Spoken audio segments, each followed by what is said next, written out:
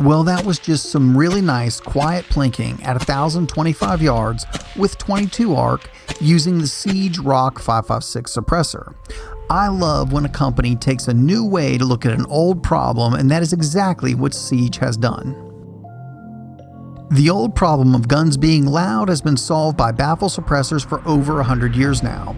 They work, but of course they have some drawbacks, like back pressure, and that can be bad for the rifle system and the person shooting it. Recently, low back pressure cans have become quite the rage with complex helix designs to slow and cool air before it leaves the system. These work well, but sometimes trade lower back pressure out for a louder weapon system. This is the Siege ROC 556, and it uses something unlike anything I've ever seen before, and they call their core a linear diffuser array. It's kind of hard to explain, but basically the suppressor is engineered in such a way that the propellant gases are directed radially through a series of turbulent and laminar flow cells, and each of these cells bleeds into the next until the gases finally leave the suppressor.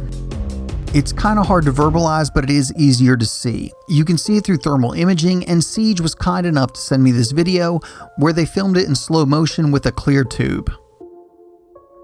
It is not necessarily important to understand how it works, it is just important to understand that it does work, and here's a few more interesting things about the linear diffuser array. There is a massive amount of surface area inside the design compared to others. All that surface area slows and cools gases, which is basically how you make a gunshot quiet. Also, there are no angular surfaces inside the silencer to constrict gases and cause erosion. And it doesn't really matter how it works, it just matters that it does work.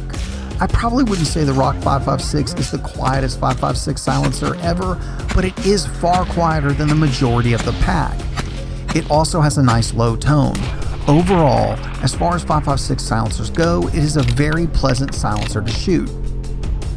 It also has lower back pressure than the majority of cans on the market. I'll talk more about that in a minute, but this brings me to a point that I want to make.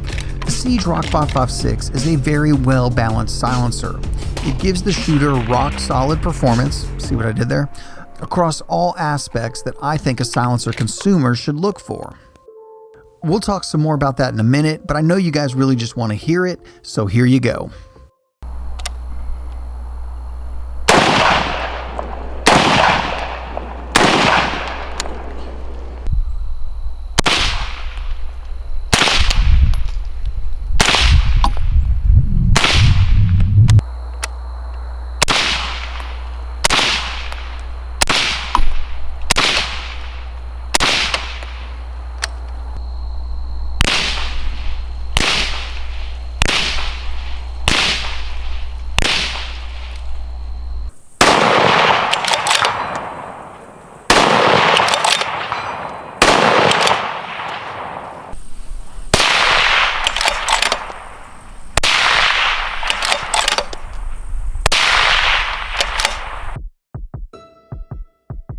The Siege ROC 556 is 7.65 inches long, has a diameter of 1.5 inches, and weighs in at 18.06 ounces.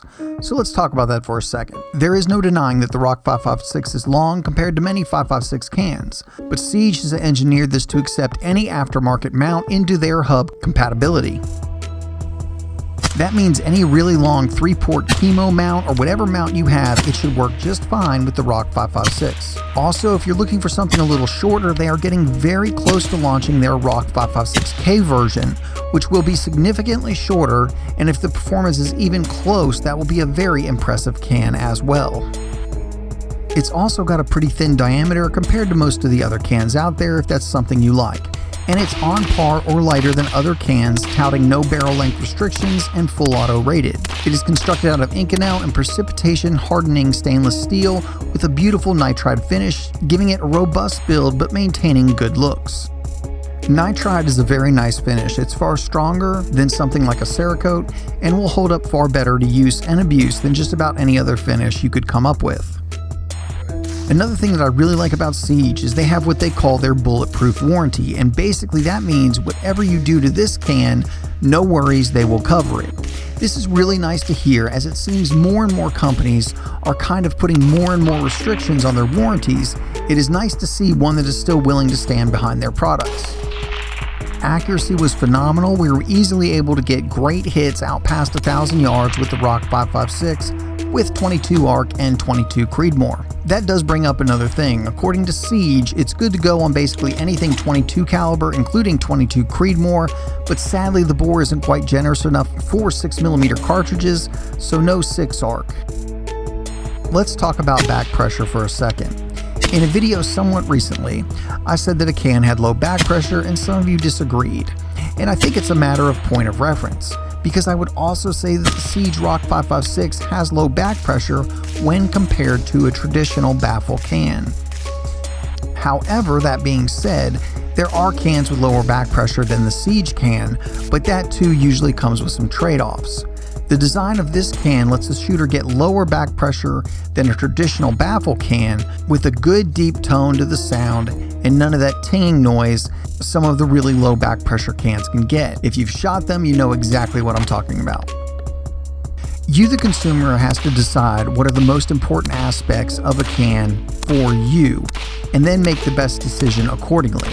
I'm just striving to give you the best information I can so you can make the best decision you can. I don't make a dime if you buy this can or any other can that has ever been featured on the channel. Little details matter, and Siege has paid great attention to those little details. The direct thread mount that Siege has devised can work with 2 different size wrenches, and if you're like me and always trying to change mounting systems at the range, this is greatly appreciated.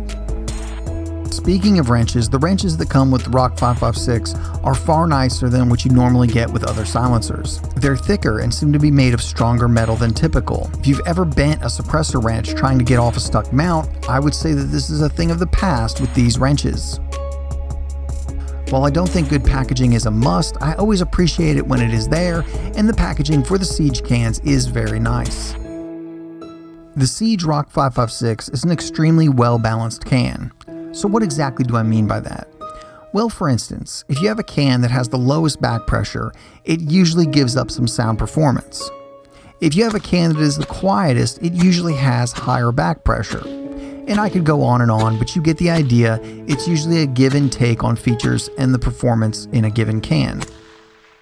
The Siege ROC 556 manages to walk a line that gives the shooter a very nice balance of features and performance. The back pressure is lower than most cans, the sound performance is very good with a low, pleasant tone.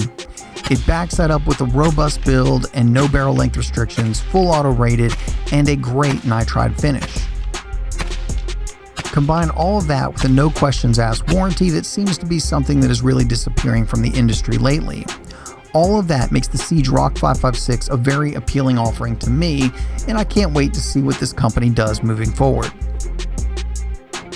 Thank you guys so much for watching. And if you're not subscribed to the channel, go ahead and hit that subscribe button, because as always, we have some really big reviews in the works that you won't want to miss. If you want to know what those reviews are way before they hit the YouTube channel, check us out on Instagram, Facebook, and Twitter, where you can see what's being reviewed in real time. And by the way, check the links in the description. There you can find some cool stuff that I found and the best deals on it. If you want to help support Alabama Arsenal, the absolute best way to do that is through Patreon. These videos can be surprisingly expensive to make, and every little bit helps and is greatly appreciated. There's also Alabama Arsenal gear available right below the video if you want to go out and represent. And as always guys, thank you so much for watching.